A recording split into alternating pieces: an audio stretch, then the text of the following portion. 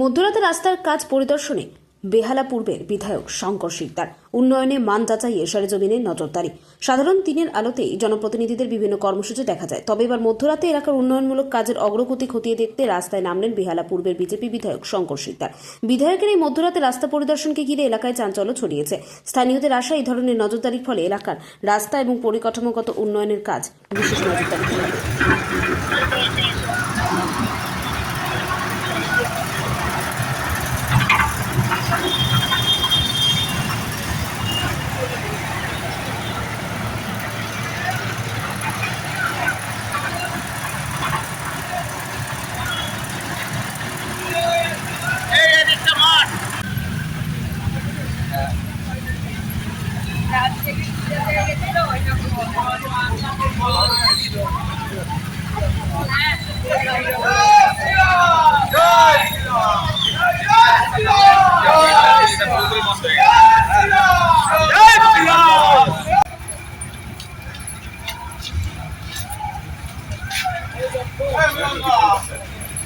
Hey,